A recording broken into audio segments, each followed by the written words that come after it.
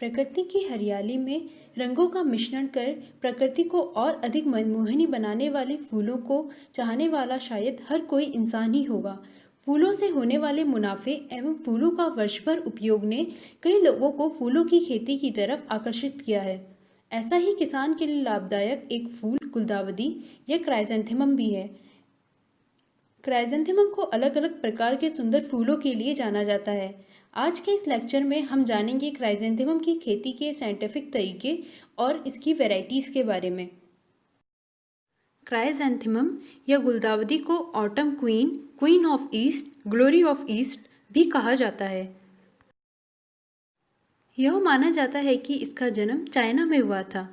Chrysanthemum शब्द Greek के word क्रायोस मीनिंग गोल्डन एंड एंथोस मीनिंग फ्लावर से बना हुआ है। क्राइसैंथेमम में फ्लावर्स विंटर सीजन नवंबर से फरवरी में आते हैं। इस समय मार्केट में और दूसरे फूल बहुत ही कम रहते हैं। क्राइसैंथेमम में लगभग हर साइज़ के कल्टीवार्स उपलब्ध हैं। लार्ज साइज और टॉल हाइट वाले कल्टीवार्स को बॉर्डर में बैकग्राउंड प्लांटिंग या फिर कट फ्लावर यानी फ्लावर्स विथ स्टेम की तरह यूज़ किया जाता है। छोटे साइज़ के कल्टीवार्स को बॉर्डर्स में फ्रंट रो प्लांटिंग या पॉट कल्चर के लिए यूज़ किया जाता है। पॉट कल्चर्स के लिए यूज़ होने वाले कल्टीवार्स छोटे साइज़ के कारण पॉट मम भी कहलाते हैं। नेशनल क्राइसैंथेमम सोसाइटी ने क्राइसैंथेमम को फूलों के शेप, साइज और अपीयरेंस के बेसिस पर 13 क्लासेस में डिवाइड किया है। इसमें से decorative class and fluffy and small flowered cultivars को गार्लैंड या हेयर डेकोरेशन के लिए यूज़ किया जाता है। एक्स्ट्रा लार्ज साइज के कल्टीवार्स फ्लावर एग्जीबिशन में यूज़ होते हैं। क्राइसैंथेमम की स्पीशीज क्राइसैंथेमम सिनेरेरीफोलियम एंड क्राइसैंथेमम कोकिनियम से पायरेथ्रम निकाला जाता है, जिसे इंसेक्टिसाइड की तरह यूज़ करते हैं। Well drained sandy loam soil with pH 6.5 to 7 chrysanthemum cultivation के लिए आइडियल मानी जाती है। क्राइसैंथेमम शॉर्ट डे प्लांट है, so needs shorter day for flowering. इसमें फ्लावरिंग विंटर सीजन में ही होती है except some early cultivars. Optimum flowering temperature 16 degree centigrade से 20 डिग्री सेंटीग्रेड माना जाता है। टैप रूट से निकलने वाली एडवेंटिशियस रूट से सकर्स फॉर्म होते हैं। क्योंकि इनका अपना रूट सिस्टम होता है, इसलिए इन्हें मेन प्लांट से सेपरेट करके नए प्लांट की तरह यूज़ कर सकते हैं। मेनली जनवरी फरवरी में न्यू सकर्स ग्रोथ स्टार्ट होती है। फ्लावरिंग खत्म होने के बाद प्लांट को ग्राउंड लेवल से 15 to 20 सेंटीमीटर की हाइट पे कट कर लिया जाता है। इसके बाद सकर्स को अलग करके इन्हें पॉट में या फिर डायरेक्टली फील्ड में प्लांट किया जाता है। रूटिंग के लिए पॉट को लाइट शेड में रखना चाहिए। 100% सर्वाइवल होने के बाद भी सकर्स को कमर्शियल मेथड की तरह यूज़ नहीं किया जाता है, क्योंकि एक प्लांट में 4 से 5 सकर्स होते हैं, जबकि एक प्लांट से 20 से 25 कटिंग तैयार की जा सकती है। कटिंग से ज़्यादा प्लांट तैयार करे जा सकते हैं, इसीलिए कटिंग को कमर्शियल मेथड माना जाता है। कटिंग्स को कमर्शियल मेथड ऑफ प्लांटिंग माना जाता है। टर्मिनल कटिंग 5 से 7 सेंटीमीटर की जून जुलाई में तैयार करी जाती है। रूटिंग को एनहांस करने के लिए कटिंग्स को इंडोल ब्यूटेरिक एसिड की 1000 ppm सोल्यूशन में 30 सेकंड के लिए डिप करके निकाला जाता है। इसके बाद कटिंग को पॉट्स, नर्सरी बेड या प्रो ट्रेज में पार्शियल शेड में प्लांट कर दिया जाता है। कटिंग्स में रोजाना 3 से 4 टाइम लाइट वाटरिंग रोज केन की हेल्प से करी जाती है। रॉटिंग और विल्टिंग जैसी फंगल डिजीज के लिए Bavistin at the rate 0.25% with irrigation water effective रहती है। आफ्टर अबाउट अ मंथ ये कटिंग्स ट्रांसप्लांटिंग के लिए रेडी हो जाती हैं। Next one is seed. Self incompatibility and lack of pollination की वजह से seed popular method of planting नहीं मानी जाती है। सीड्स का यूज़ ब्रीडर्स करते हैं न्यू वेराइटीज़ को डेवलप करने के लिए। ट्रांसप्लांटिंग के लिए raised bed of at least 15 centimetre prepare की जाती है। इसके बाद प्लांट को निकाला जाता है बिना रूट को डैमेज किए हुए। इसके बाद फील्ड में मार्किंग्स बनाई जाती हैं जहाँ पे प्लांट लगाने होते हैं। 10 से 15 सेंटीमीटर्स के होल्स बना के इन प्लांट्स को इन होल्स में लगा दिया जाता है। उसके बाद उसे सॉइल से कवर कर दिया जाता है और प्लांट की सरफेस के चारों ओर सॉइल को अच्छी तरीके से हैंड से टैप कर देते हैं।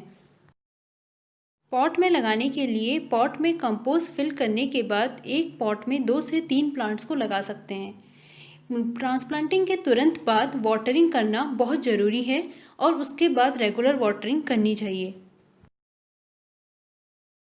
Generally 30 by 30 centimetre spacing chrysanthemum cultivation के लिए ऑप्टिमम मानी जाती है।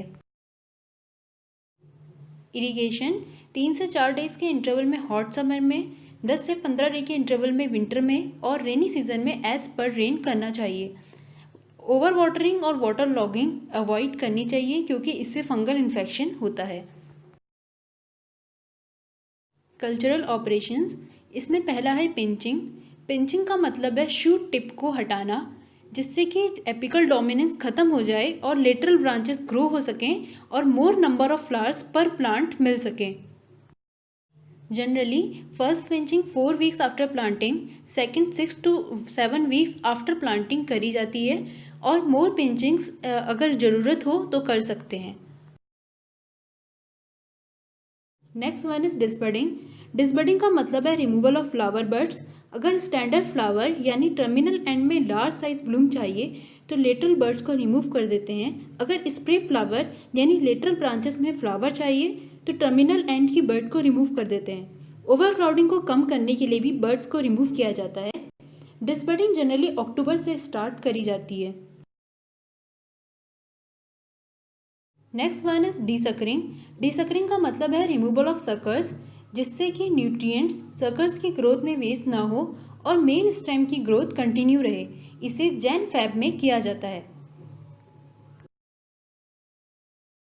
क्राइजेंथेमम की स्टेम बहुत वीक होती है इसलिए बैम्बू स्टेक्स की हेल्प से प्लांट को प्रॉपर शेप में रखा जाता है। जब फ्लावर बर्ड्स में कलर आने लगे तो बैम्बू स्टेक्स को बर्ड के जस्ट ब्लो कट कर देते हैं। सेन रिन सुकुरी मेथड ऑफ प्लांटिंग। सेन रिन सुकुरी जापानीज वर्ड है। इसका लिटरल मीनिंग है growing 1000 blooms in single plant. Plant को इस तरीके से ट्रेन किया जाता है कि 200 से 300 ब्लूम सिंगल प्लांट में आ जाते हैं। क्राइसेंथेमम में डिफरेंट शेप, साइज और कलर के फ्लावर्स होते हैं। इसकी वैरायटीज़ में स्मॉल फ्लावर्ड वैरायटीज़ हैं Pitika, Pusa Sona, little pink, NBRI, little darling, Birbal Sahani, Nanako, Sadbhavna, pink star, Haldi Ghati, yellow baby, Gauri. Large flower varieties हैं पूसा सेंटिनरी, पूसा अरबोल, Pusa Chitraksha, Pusa Shwet, Pusa Arunoday, Pusa Guldasta, Neelima, Thai chain queen, Sonar Bangla, Mahatma Gandhi, Kasturba Gandhi and Salisbury. NBRI से रिलीज वैरायटी है NBRI Kusum, NBRI little darling, NBRI mini जैसी। Cut flower के लिए use होने वाली varieties हैं पूसा सेंटिनरी, पूसा अनमोल, पूसा चित्रक्षा, पूसा श्वेत, पूसा अरुणोदय, पूसा गुलदस्ता, नीलिमा। लूज फ्लावर के लिए यूज होने वाली वैरायटीज़ हैं Pusa Sona, little pink, Pitika, yellow baby. Off season varieties यानी जिनमें फ्लावरिंग ऑफ सीजन में होती है वो हैं हिमांशु, ऊषा, ज्वाला, Meghdoot, Haldi Ghati, Maghi, Jaya, Ajay, Sharat Shringar. No pinch no stake variety जिसमें पिंचिंग और स्टेकिंग ऑपरेशन की ज़रूरत नहीं होती है क्योंकि इनका साइज़ बहुत छोटा होता है। ये हैं अपूर्व, अप्पू, बिंदिया, अरुण सिंगार, हल्दी घाटी, हेमंत सिंगार, मदर टेरेसा एंड सद्भावना। स्प्रे वैरायटी हैं डॉली, पंजाब श्रृंगार, वाइट प्रोलेफिक, सद्भावना, Pusa Aditya, Lal Pari, Mallika yellow, Nanako, Basanti, Pusa Chitraksha, Puja, Sunil, Jaya, flirt, Bindiya. Standard variety है star white, Pusa centenary, yellow beauty, yellow dignity and Thai chain queen. Harvesting. Chrysanthemum में जनरली फ्लावर्स ट्रांसप्लांटिंग के 3 से 4 महीने बाद आ जाते हैं। Harvesting second fortnight of November से लेकर फर्स्ट फोर्टनाइट ऑफ फरवरी तक होती है। ऑफ सीजन वैरायटीज़ में हार्वेस्टिंग उनकी फ्लावरिंग सीजन के हिसाब से होती है।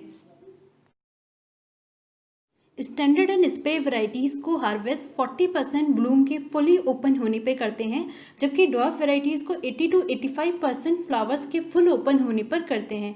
हार्वेस्टिंग को इधर मॉर्निंग और लेट इवनिंग में ही प्रीफर करना चाहिए और आफ्टरनून में हार्वेस्टिंग अवॉइड करनी चाहिए। स्टोरेज। क्राइजेंथेमम को 3 से 6 हफ्ते के लिए 0 से 3 डिग्री सेंटीग्रेड टेम्परेचर पे स्टोर किया जा सकता है। ट्रक शिपमेंट के लिए 2 से 4 डिग्री सेंटीग्रेड टेम्परेचर आइडियल माना जाता है। Next one is diseases. इसमें पहला है रूट रॉट। ये मेनली पाइथियम और फाइटोप्थोरा स्पीसीज की वजह से होती है और इसका मेन कारण वाटर लॉगिंग होता है। बेविस्टीन के स्प्रे से इस बीमारी को रोका जा सकता है। Next one is leaf spot. Chrysanthemum में लीफ स्पॉट सेप्टोरिया क्राइजेंथेमिला की वजह से होता है। ये डिजीज़ मेनली नर्सरी और इनिशियल पीरियड ऑफ ट्रांसप्लांटिंग में ज़्यादा देखने को मिलती है। इसमें circular greyish brown spots leaves में आते हैं, बाद में लीव्स येलो हो जाती है और सूख जाती है। बेविस्टीन के स्प्रे से इस डिजीज़ को रोका जा सकता है। Next is wilt. विल्ट में फंगल ग्रोथ वाटर लॉगिंग की वजह से होती है। इसे कंट्रोल करने के लिए फील्ड में वाटर ड्रेनेज सिस्टम अच्छा होना चाहिए और बेविस्टीन के वीकली स्प्रे से इस डिजीज़ को कंट्रोल किया जा सकता है। Next one is powdery mildew. ये डिजीज़ ओडियम क्राइजेंथेमी की वजह से होती है। इस डिजीज़ में वाइट पाउडरी मास लीव्स और स्टेम्स में ग्रो करने लगता है और बाद में पूरी लीव्स और स्टेम को ख़त्म कर देता है। इस डिजीज़ को कंट्रोल करने के लिए कोई भी सल्फर फंजीसाइड का स्प्रे सही रहता है। Next is rust. Rust Puccinia species की वजह से होता है। इसमें पाउडरी ग्रोथ प्लांट की लीव्स और स्टेम में होने लगती है। Next one is bacterial disease. इसमें है बैक्टीरियल ब्लाइट। ये इरविनिया क्राइजेंथेमी की वजह से होता है। इसमें वाटर सॉक्ड लेसन्स लीव्स में से स्टार्ट होते हैं और धीरे धीरे पूरे प्लांट को, उसकी बड्स को कवर कर लेते हैं और प्लांट में विल्टिंग होने लगती है। एंड में प्लांट मर जाता है। Next one is paste. Paste में पहला है aphids. Aphids tiny black colour के इंसेक्ट्स होते हैं। ये क्राइजेंथेमम के मोस्ट डिवास्टेटिंग पेस्ट हैं। ये insects mainly soft growing parts जैसे बड्स, स्टेम टिप्स, लीव्स और फ्लावर्स के सेल सैप पे अटैक करते हैं और ये फ्लावरिंग को काफ़ी हद तक रिड्यूस कर देते हैं। Next is red hairy caterpillar. इसके लार्वा फॉलिएज में फीड करते हैं और सिर्फ स्केलेटन और वेन्स को छोड़ देते हैं। Next is leaf miner. इसके लार्वा लीफ सरफेस पे फीड करते हैं और माइन लाइक स्ट्रक्चर छोड़ देते हैं बाय ईटिंग ग्रीन पार्ट। तो ये था क्राइजेंथेमम की कल्टीवेशन प्रैक्टिसेस के बारे में। होप आपको लेक्चर अच्छा लगा होगा। प्लीज़ प्लीज़ प्लीज़ चैनल को सब्सक्राइब करें, वीडियो को शेयर एंड लाइक ज़रूर करें और कमेंट करके अपने रिव्यूज़ दीजिए। And keep motivating me by sharing my videos and channel with others. And thank you very much for watching.